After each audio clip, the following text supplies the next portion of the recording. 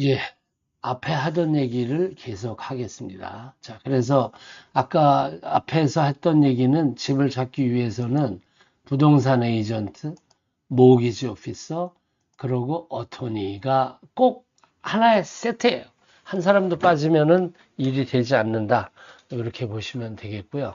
그래서 이제 계약은 어토니를 통해서 계약을 하게 됩니다. 물론 이제 오퍼, 카운터 오퍼 이런 걸 통해서 그 집주인 또는 이 에이전트들이 오케이가 되면 그 다음에 이제 그 변호사가 서류 체크를 하는 거죠. 기본적인 걸 체크를 해요. 그냥 간단하게. 그래서 그 변호사가 이제 기본적인 집에 대한 체크를 하고 이런 걸 이제 어토니 리뷰라고 얘기를 하죠. 그래서 집에 대해서 이렇게 쫙 보고 뭐 그 집이 법적으로 문제가 있는 집이냐 없는 집이냐 뭐 제대로 서 있냐 이런 아주 간단한 것들이에요. 그래서 보통 이제 간단하지만 미국의 일을 잘하잖아요. 그래서 보통 한 2, 3일 정도 걸리고요. 뭐 서둘러서 해달라 이러면 하루만 되겠지만 양쪽에서 리뷰를 하니까 어쨌든 한 2, 3일 걸리고 그 다음에 이제 오케이가 되면 그 다음에 보통 이제 집값의 10%가 이제 계약금이죠. 그래서 이제 이 집값의 10%를 일반적으로는 그러니까 그 셀러 변호사에게 전달해야 됩니다. 근데 이제 셀러 변호사는 또 이게 이제 마지막에 일을 그 하는 게 누구냐면 그 타이틀 컴퍼니에서 일을 하거든요. 마지막에. 그래서 그 타이틀 컴퍼니나 혹은 셀러 변호사에게 보통 집값의 10%를 넘겨야 돼요. 예. 그래서 그 10%를 넘기면 이때 사인이 딱 되고 이제부터 계약입니다. 계약이란 얘기는 함부로 취소가 안 된다는 뜻입니다. 함부로 취소를 하면 손해를 보죠. 낸 돈은 당연히 다 뜯기는 거고요. 그 외에 이제 그 또 셀러가 뭐 이러저러해서 너 때문에 이러저런 손해를 봤다 이래서 또 할 수도 있는 거니까 이거 함부로 그렇게 그 계약을 취소하는 거는 안 됩니다. 그래서 계약은 잘 생각해서 하시고 꼭 이 집을 사겠다 이럴 때 계약을 하고 10% 돈을 일반적으로는 그렇지 않은 경우도 있어요. 일반적으로는 셀러 변호사나 혹은 셀러 변호사가 요청하는 그 타이틀 컴퍼니 거기에다 이제 그 어카운트로 돈을 보내면 이제 계약이 성립이 되고요. 계약이 성립되면 제일 먼저 하는 일은 인스펙션이죠. 자, 조금 전에 계약은 일단 한 번 되면 함부로 취소를 못 한다고 했어요. 근데 이제 함부로 취소를 못 하지만 손해를 보지 않고 취소할 수 있는 요건이 몇 가지 있습니다. 그 중에 이제 하나가 이 인스펙션이고 또 하나가 모기지입니다. 자, 인스펙션에서 마음에 들지 않으면 취소를 할 수 있어요. 취소를 하면 10% 냈던 거 돌려받고 물론 이거를 그냥 아무 이유 없이 쉽게 돌려주는 셀러는 별로 없을 거고 어쨌든 이때도 손해를 보긴 볼 겁니다. 근데 어쨌든 합법적으로 취소를 할 수 있는 요건 중에 하나가 인스펙션. 네, 그러니까 집에 심각한 문제예요. 심각한 문제가 있을 때 이런 겁니다. 그러니까 아무런 그냥 나 마음이 변해서 나 이 집 싫어. 이래가지고 나 이 집 안 살래. 이거는 안 되는 거죠. 이건 안 되고요. 이 이제 집에 인스펙터를 고용을 해가지고 집을 자세하게 봐야 되는 거죠. 그러니까 하나부터 열까지 자세하게 보는 겁니다. 그래서 예를 들어서 그 셀러와 또 딜을 해야 돼요. 야, 내가 보니까 이 집에 이러저런 문제 있으니까 이거를 고쳐주고, 이거를 고쳐주고, 뭐, 이렇게 해줘. 이거를 셀러가 오케이를 하느냐, 안 하느냐.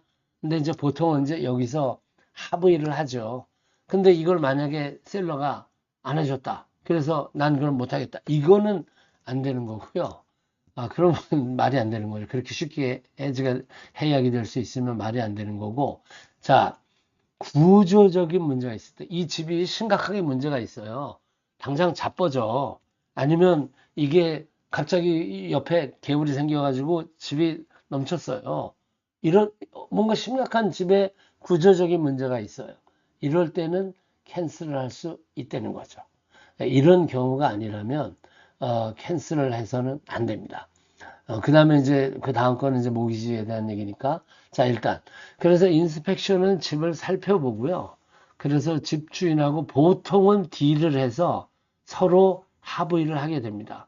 그래서 뭐 그 세세하게 그러니까 이게 인스펙터가 쓸데없이 너무 자세한 사람도 문제고요. 또 너무 대충하는 사람도 문제예요. 이것도 문제고 저것도 문제예요.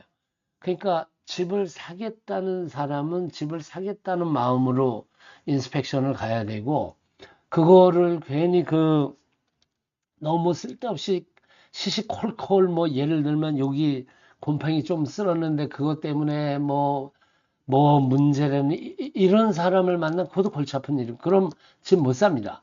그렇게 그 인스펙터가 너무 소심하게 사소한 것까지 들추고 그래서 집주인도 야 이렇게 말도 안 되는 얘기 이렇게 되면 서로 간에 타협이 안 되고 그럼 피곤하죠. 그러면 둘 다 손해 보는 거고 그러니까 그러면 안 되는 거고 그러니까 적당한 선에서 서로 타협을 해야 됩니다. 그래서 이제 내가 고쳐주기를, 그러니까 내가 집을 살 때 그 셀러가 고쳐주기를 원하는 것. 그러면 이제 셀러가 고쳐줄 수도 있고요. 또는 뭐, 그럼 내가 돈을 얼마 줄 테니까 당신 알아서 고치셔. 이렇게 될 수도 있고, 나는 못해. 뭐 이러고 진짜 흔히 얘기하는 배째 이렇게 나올 수도 있고. 근데 이제 배째 이렇게 나오는 경우는 없죠, 거의. 이건 뭐 안 팔겠다는 뜻이니까. 이제 이렇게 해서 완전히 서로 합의가 안 되면, 근데 그게 문제가 구조적인 문제가 아니고, 뭐 예를 들어서 어디, 뭐 주방에 뭐 하나 찌그러졌는데 그거 안 펴준다고 나 캔슬하겠다. 이런 건 안 되는 거니까요. 그래서 이건, 여기서는 적절한 선에서 타협을 봐야 됩니다. 어차피 집이라는 것은 새 집이 아닌 이상, 새 집도 뭐 그렇겠지만 완벽한 상태가 될 수는 없는 거죠. 그러니까 서로 이해를 할 수 있는 범위 내에서 서로 인정을 하고 집을 사야 되는 게 정상적인 과정이라고 보는 거죠.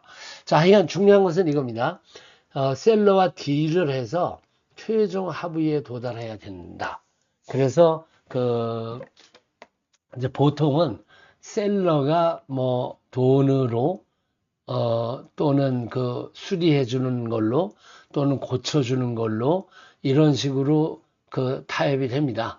그런데 단 집에 구조적인 문제가 있을 때 그 구조적인 문제가 있으면 이거는 셀러가 합의를 하지 않아도 여기 이제 합의하지 않을 때라고 써 있는데 구조적인 문제는 합의하지 않아도 취소가 가능합니다.